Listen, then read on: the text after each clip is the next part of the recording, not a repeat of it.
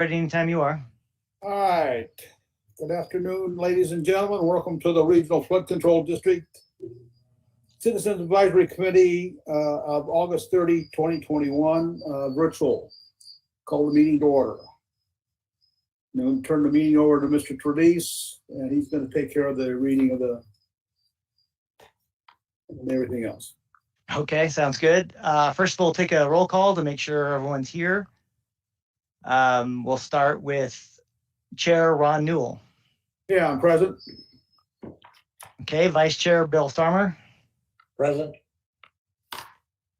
Karina Berrigan. Harshal Desai. Present. Bertha Gutierrez.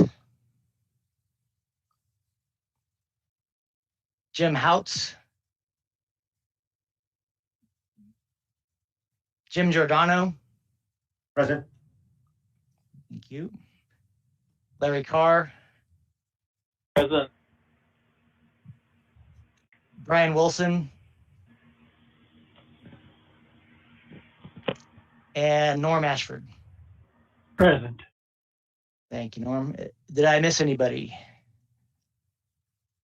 Okay, it looks like we have a quorum, so we'll go ahead and move on to item number 1, which are comments by the general public. This is the period devoted to comments by the general public on items on this agenda. Is there anyone that would like to speak to the committee about items on this agenda?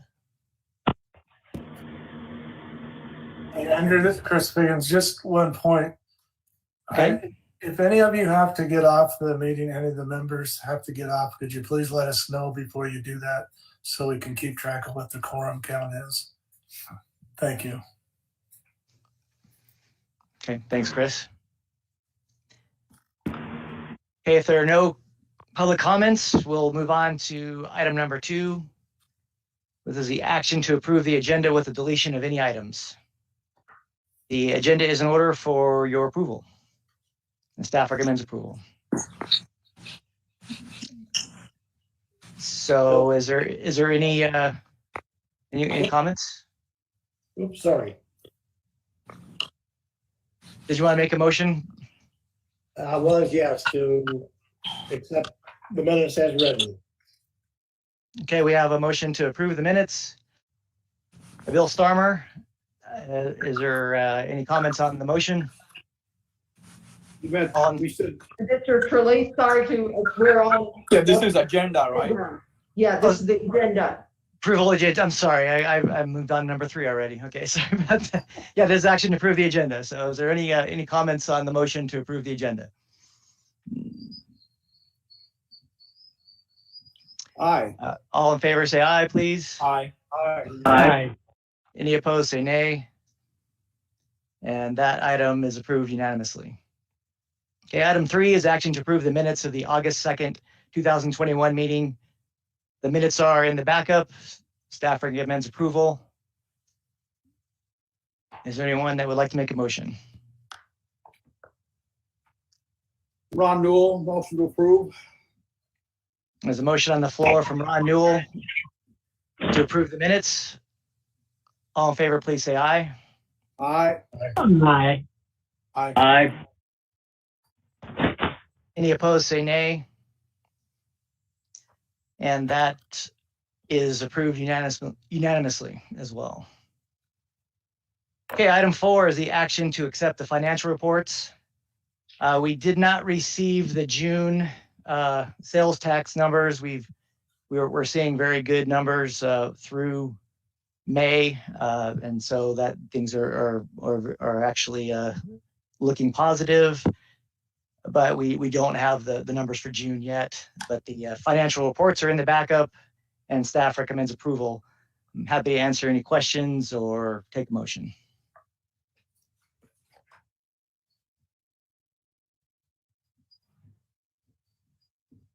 Harshal Desai, motion to approve the financial reports. Okay, there's a motion on the floor to approve the financial reports from Harshal Desai. All in favor, please say aye. Aye. Aye. All opposed, say nay. And item 4 is approved unanimously. Item 5 is action to adopt amendments to the 10-year construction program. These are amendments that are for changes to the 10-year plan that are on this agenda. And there's a various amendments from the city of Henderson also on this item. So I'd be happy to answer any questions or entertain a motion.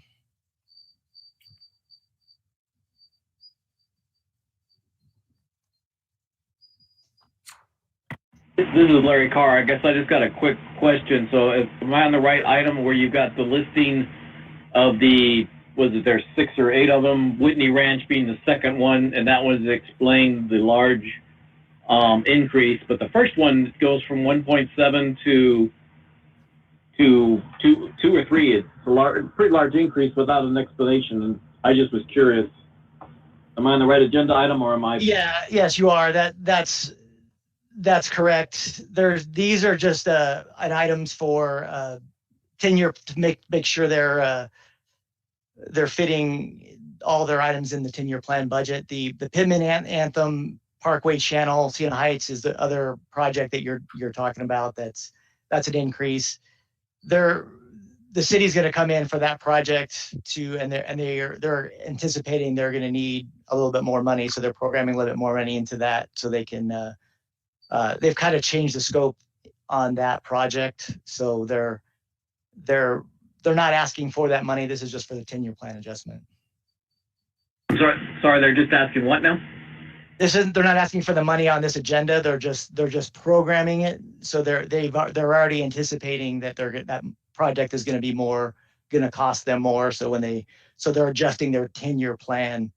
So basically budgeting for a larger project than what was originally budgeted for. Okay, so later on, the Whitney Ranch is explained in a couple different sections, but most of these are just increases anticipating the larger amount needed in 10 years. Is that what I understand correctly? Yeah, correct. For the Whitney Channel project, they're asking for the money on this agenda. So we'll go over that one when we get to it. But the other ones are just planning numbers. Okay, thank you. Hey, Andrew, do you want me to jump in on this real quick? Sure. This is Todd Myers, Regional Flood Control District. Just to clarify, what Andrew said was correct. The Whitney Ranch came in higher than what was expected. They had to move several projects around. That's why you see so many items on that list. With that, we knew that Anthem was going to be coming in higher, so we asked Henderson to go ahead and adjust their 10-year plan to account for what they knew at this point in their 10-year plan, so we could hopefully avoid another amendment later on down the road, if that makes sense to you. Yes, thank you. I was just trying to make sure that I did my due diligence by understanding the basics anyway. No, thank you. I'll entertain a motion on item 5.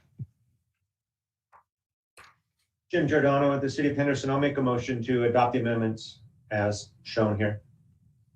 Okay, we have a motion on the floor from Jim Giordano to approve item number 5. Is there any comments on the motion?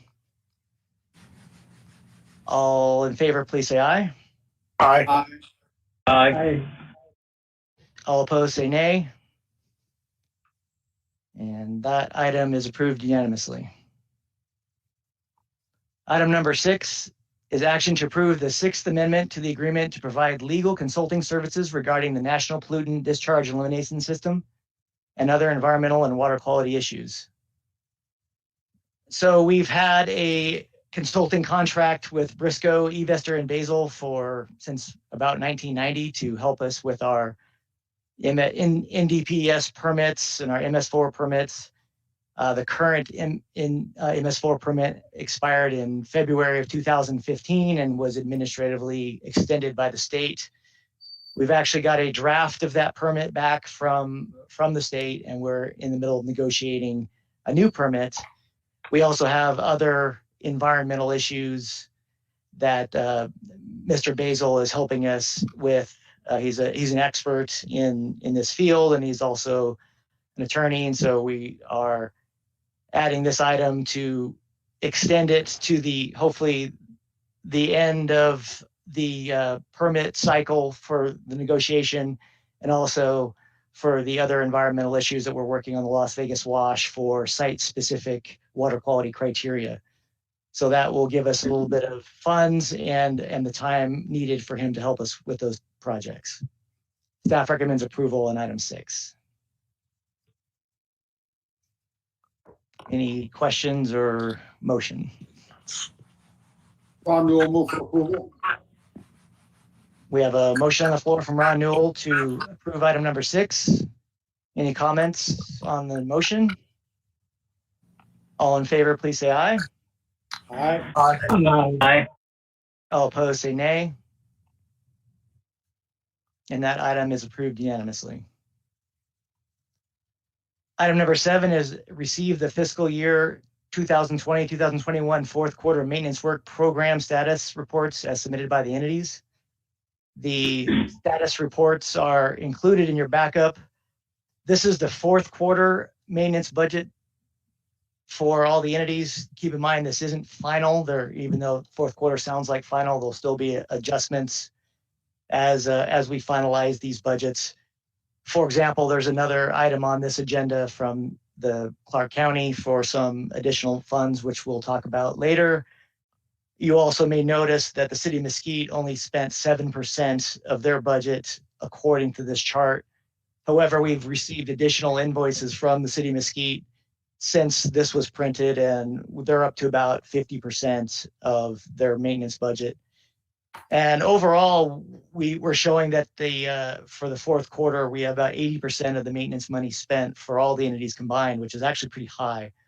And so I would say that in general, the entities did a good job of spending the maintenance money for this year. But if there's any other questions, I'd be happy to answer them. We don't need to take action on this item, but if there's any questions, I will answer them for you. Andrew, I don't have a question, but this is Bill Starmer, City of Las Vegas. But either I haven't paid attention in the past or something. The amount that is spent on homeless encampment blew me away.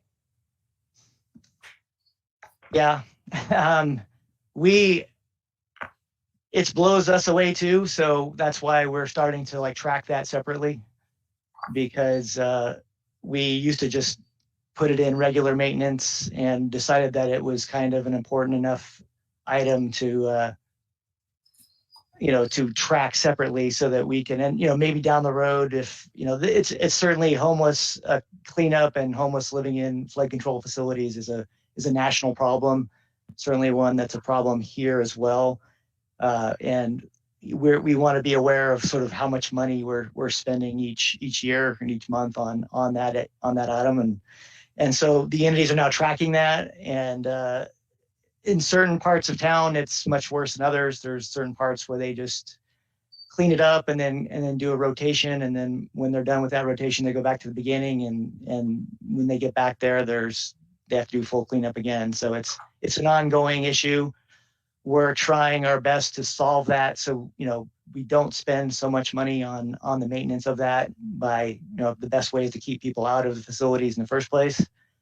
And and we're also we're not in the business of the social aspects of it, but we're cognizant of it and we're sensitive to it. So we want to help these people where we can, and we want to make sure that they're not putting their life in jeopardy by living and being in our facilities in the first place. So yes, it's very expensive. It's a problem that we're well aware of, and it's something that we're trying to track a little better and then solve best we can in the long run. So it's not something that I've missed in the past. It's just now we're tracking it. We're tracking it closer now. Yeah, you may have it was harder to differentiate. That's why we decided to track it separate now, because it was too hard for us to know. Open my eyes. Yeah, no, it's definitely an issue for us and for many around the country as well. Yeah, thank you. Are there any other questions, comments? Sorry, this is Larry Carr. Is one of the other committees discussing this? Is it, because if you're tracking, is there a possibility if it becomes unwielding and the prices get out of control, that cities could help or something like that, since it's not completely flood control well, it's not flood control related except for it's in the facilities. Yeah. Well, I mean, that's where we're kind of heading with this. I mean, there might be federal grants available. There might be other, there might be solutions that we come up with that are expensive.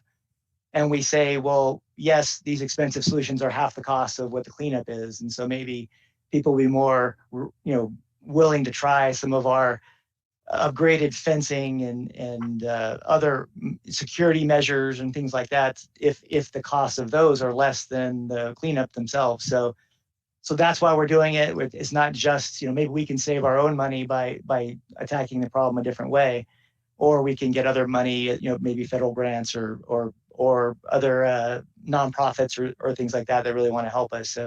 So right now we're always looking for new ways, and we're going to national committees, talking to other flood control agencies around the country, see how other communities are handling this. And certainly the finance is a big aspect of it, and there's political ramifications as well. So we're obviously always trying to be sensitive to those. But we think this is like a good first step, and because that's what the question's always going to be is, well, how much are you spending on it? And if we don't know that answer, then we need to go back to square one. So this is our way of tracking this and having that answer. And moving forward, we are going to look for other opportunities to share costs. I'm not trying to make it all about cost only. You made good comments about being sensitive to everything and all the different aspects associated with the homeless, and it's not an easy task. That's why I don't know if I stated it correctly. I don't know if one of the other committees, the ones with the maybe more higher fault aspects, the mayor committee or whatever, something like that. Is this actually being discussed during any of those? Yeah, I mean the council, the city councils and the BCC. I mean, there's items that about housing. I mean, they're all related. I mean, I don't think they're specifically talking about. I mean, some of the commissioners are concerned specifically about homelessness in our facilities, but we're looking at a very small aspect of that. I mean, the homeless issue is a bigger issue than just living in flood control facilities, and we understand that if they're not in our facilities, they're going to go somewhere else. So that's the bigger picture, and they're trying to solve that problem on a society level, not so much from flood control level, or so the entities are working on it as well, and we talk to our board as well about this issue all the time and what they can do to help us, because as we said, we have advocates that come in, and if we want to relocate them, where we're going to send them, is there housing available for them, and that sort of thing. That's where the kind of crossover is. And if we can get the advocates out to help place them in a homeless shelter, then that's a win. And we have the additional reason to want to keep them out of the facility of it's dangerous. Even if it wasn't even if they were clean and didn't block up the facilities with their with the debris they bring in, we don't want them in there anyway, because when it rains, their lives are in danger. So we think it's extremely important that they don't live in our facilities, and for a lot of reasons. And that's in some ways, if they're living on the sidewalk, that's not great either. But at the same time, at least they're not going to get killed when it rains. So there's a lot of bigger issues here, and it's a big problem. And we're doing the best we can with and right now the solution is keep chasing them away and cleaning up after them, and that's not a long-term great solution. We understand. I understand it's a very difficult situation, and I'm not trying to do a platform here with it at all, but you're right, since it's national, and I believe that California or the LA area had $1 billion bond to try to help with the homeless, and to my knowledge, they've come up with very little and somewhat they're spending on the $1 billion bond. So it's just a matter of what the nation has come up with to sort of help this. It's a very sad situation, and the more help everybody can reach out, can lend to other people, be better off. Yeah, it's certainly it's evolving, and we have felt like we made some strides, and we feel like we keep working on it, and this is certainly something we're not ignoring. So. Yeah, I don't mean to sidetrack it. It's just, but it's been brought to your attention, and it's part of these committees and part of the funds, and it's something that still needs to be thought about. This is a huge issue, and as I mentioned, nationally, if you go to the conferences, the national conferences, there's always some tracks on this issue for flood control, especially because let's face it, it's much cooler to stay underground when it's 110 degrees out than it is to be on the street. So that's why it becomes very attractive. Yeah, it's an ideal situation until it rains. So it never rains in Vegas, so what's the problem? Yeah, well, unfortunately it does, and and then it becomes. Sorry a big problem, if I didn't put enough syrup on that sarcasm. Yeah, no, we got it. I mean, we've heard that one before. But sorry, I'll let it go. Okay, thanks. All right, was there any other comments on item number 7? All right. If not, we'll move on to item number 8, which is receive a report on amendments to the Regional Flood Control District Policies and Procedures Manual, 2001 Annual Review Update. Every year we review our policies and procedures, that the district's policies and procedures for our operations. And so this is just a reminder that if the committee or any of the individuals of the committee have any issues with our policies and procedures manual, they are free to comment. But they're free to go ahead and comment, and you can just send the comments directly to the district, to either me or Steve, by September 8, 2021, and we'll consider any changes that any of the committee members want to consider for the policies and procedures to take to our board. Those are right now we're looking at a few things. We're in the process of reviewing it ourselves. We do this every year, and there's a couple items. There's one item, the biggest item that we're looking at is some changes to the acquisition of property when the flood control district pays for a property and then it's not used for a public purpose for whatever reason.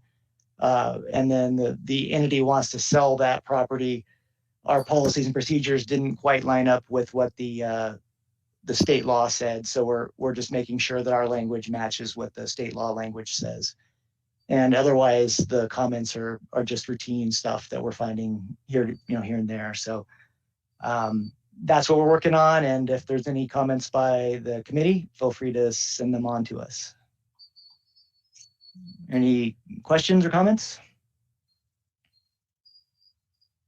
Okay, we'll move on to item 9, which is the action to approve the first supplemental interlocal contract for maintenance to increase funding for the fiscal year 2021 maintenance work program, Clark County.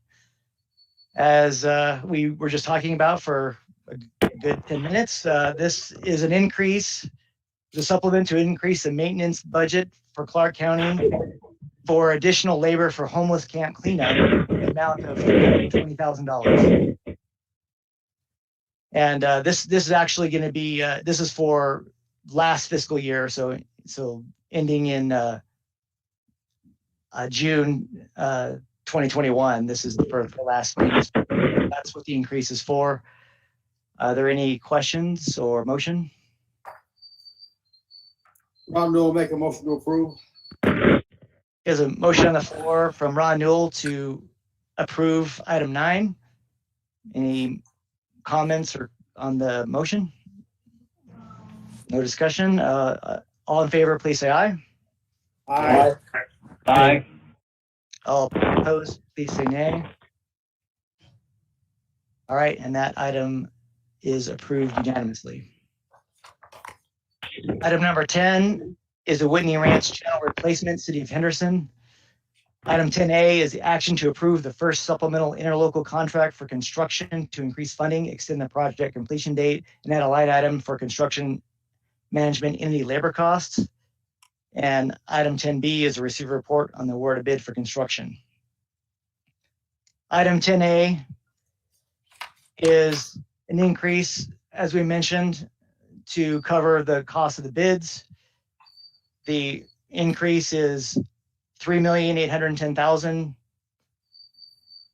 and that would bring the proposed project to $19,273,227. Item 10B is the award bid. On July 13, 2021, bids were opened for the Whitney Ranch Channel Replacement Project. 6 bids were received. The recommended best bid is to Harbor Company in the amount of $17,773,227, or 20% higher than the engineer's estimate presented to the district board in November 2020. So the item 10A is the actual interlocal contract based on and there's no action required on 10B. So are there any comments on this item or questions? Andrew Herschel, this side, City of Henderson. I do have one quick question. So Sure. the proposed funding for construction is $18,773,227, which is about $1 million more than the lowest bid that was received. Why $1 million more when the bid was $17,773? That's contingency. Okay. Remember that essentially that's this is the interlocal contract, and the city will have a contract with the contractor. There could be some. Todd, again, we talked about this before. Was there a line item for contingencies in this project? If you remember, I was just trying to look for that right now. I know we talked about it, but that was like a week ago. I think there was a CCA line item in that contract, if I'm not mistaken. Don't take me at word, but yeah, those bids came in quite a bit higher than what we were expecting, and well, not necessarily what we were expecting, but what we estimated at the time before all the steel prices and material costs went skyrocketed on us. So this isn't a huge surprise, but yeah, I can't answer that. I'm looking as I'm talking, which is dangerous for me. So I'll find an answer for you, Harshal, on that. Sure. So the engineer's estimate was 14. The lowest bid was 17, and then there's $1 million more. Yeah. Okay. Yeah. That was my question, because million. I thought because it was million, I thought there might be a contingency item that was well defined. No. Right? And I know we looked at the contingency that they added on, that my memory's coming back to, the contingency that they added on, and it looked reasonable to us. It was less than 10%, I think, at the time, in looking at all the contingencies on that. So it looked reasonable to have that amount of fluff in the project for change orders or whatever comes up on this one. Okay, we thank you. We don't really anticipate those, but at the same time, this is an extremely challenging construction project, and so probably the reason why, as Todd mentioned, costs of materials has gone up, but it's also, this isn't a typical channel A to B. As you might recall, this is a very tight replacement in a corridor that's right next to residential houses. So the contractors were definitely concerned about, and that's why the bids were higher than what the engineers had estimated. So we think it looked reasonable. So Andrew, sorry, on that, with that regards, because this was not a CMAR, this was a traditional design bid bill, Right. And because it's a very tight corridor, I was wondering whether there was some third-party constructability that was performed on this project to identify certain risks before it went out to bid, or just wondering. Did we do an ice on this? Andrew, there was a constructability review on this. This is Abby. City of Henderson did the constructability review for the project just to verify the access as well as the calendar number of days. So they did do a constructability since it's greater than the 10 million for a CIP project. And just to go back to that amount, Harshal, the 2.8 was the difference, and then COH added the 1 million of contingency, so that brought it up to the 3.8 that they are requesting for. Thank you. This is And Norm this- Ashford. This is Norm Ashford. I wanted to ask, there were 600 bids. Were they significantly higher? The 6 bids. Yes. Yeah, they were all. Well, yeah. They range from 19 Yeah. million to 23 million. Yeah. So Almost 24 million.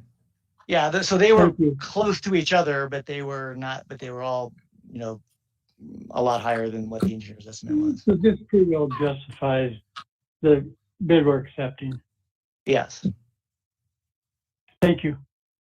Hey, Andrew, this is Chris Figgins. Just so you all know that the state law requires a constructability review to be done. So that's not usually done by flood district. That's done by the entity that is going to award the bid. I just want to remind you on this one, like Andrew said before, we don't, on item B, it's just to receive the report. It won't be to make a motion for the award the bid. Correct. So if I could have a motion to approve item 10A. Norm Ashford, City of Mesquite, move to approve Item 10A. today. Okay.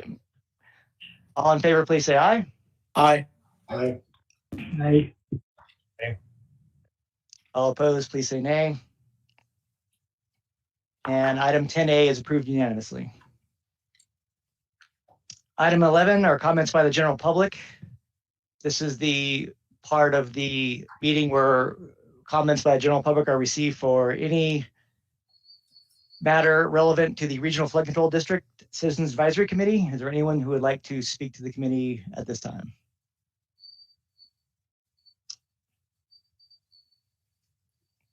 Seeing no one, we'll give it back to Ron Newell for adjournment.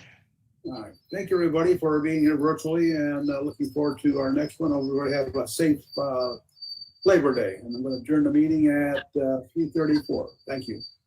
Thank you all. All right, thank you, everyone. Thanks. thank you. Thank you.